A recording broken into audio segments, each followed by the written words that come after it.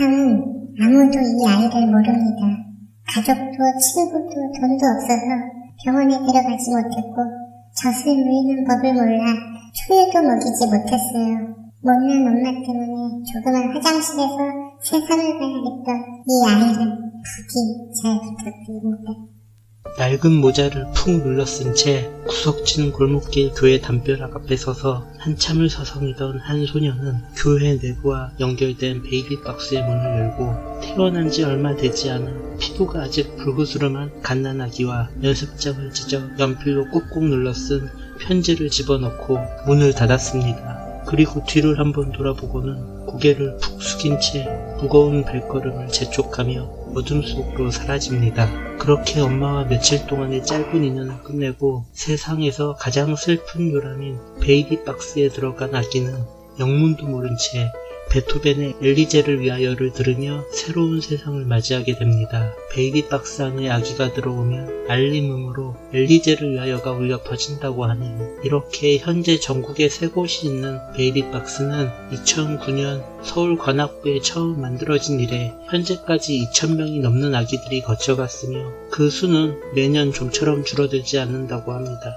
그런데 말입니다. 세상은 갈수록 발전해가고 나라의 복지는 갈수록 좋아지는데 왜 베이비박스에 들어오는 아기의 수는 줄지를 않는 걸까요? 그건 여러가지 이유가 있겠지만 우선적으로 대한민국의 입양특례법과 밀접한 관계가 있습니다. 2012년 입양특례법이 생긴 이후 아기를 입양시키려면 반드시 친모가 출생신고를 해야만 합니다.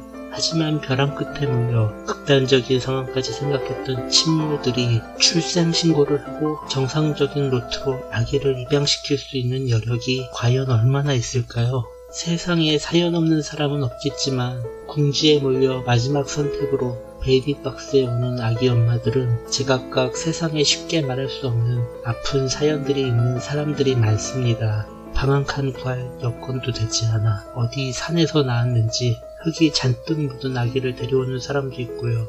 집단 성폭행을 당해 원치 않는 임신을 했지만 생명인지라 지우지 못하고 부득이하게 아기를 낳는 경우도 있습니다.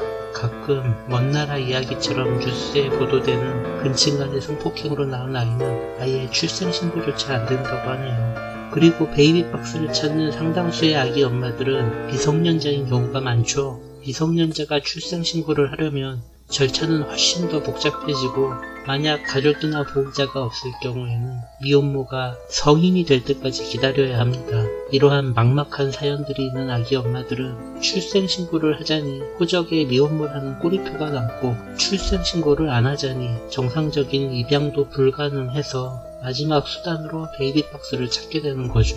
어떻게 들여다봐도 참 안타까운 현실입니다.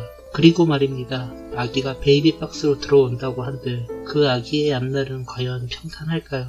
베이비박스는 법적으로 공인된 시설이 아니며 영아 유기를 장려한다는 반대 여론까지 겹쳐져 법과 제도적으로 사각지대에 놓여 있습니다. 베이비박스 운영에 들어가는 모든 비용과 인력은 운영하는 종교단체의 몫이며 친모가 직접 정상적인 출생신고를 하지 않아 양육권 포기각서가 없기 때문에 입양 절차도 까다로워지고 그로 인해 입양을 희망하는 사람들이 섣불리 나서지 못하니 입양을 잘 보내기가 힘들다고 합니다. 거의 97%가 보육원 등의 시설로 가고 단 3%만이 가정에 입양되는 행운을 얻는다고 하네요. 하지만 이 3%의 확률을 과연 행운이라고만 말할 수 있을까요? 물론 좋은 양부모를 만나서 밝고 건강하게 크는 아이도 많겠지만 대한민국에는 주택 청약 등의 다자녀 혜택이나 정부에서 주는 입양 축하금 또는 양육 수당 등을 노리고 아이를 입양하는 쓰레기들이 너무너무 많습니다. 씹새끼? 이런 쓰레기 양부모를 만나 모진 학대 속에 하루하루 고통받다 짧은 인생을 마감하는 경우도 정인이, 민영이 등 최근 1년 동안 벌써 수차례네요. 이 아이들이 이 세상에 태어나서 뭘 그리 잘못했다고 세상은 아이들에게 모질고 혹독하게만 대했을까요? 베이비박스부터 시작해서 가정에 입양되기까지 민영이는 짧은 기간 동안 파란만장한 삶을 살았지만 결국 결과는 아무도 찾지 않는 병원에서 홀로 사경을 헤매다가 외롭게 하늘나라로 떠나갔습니다.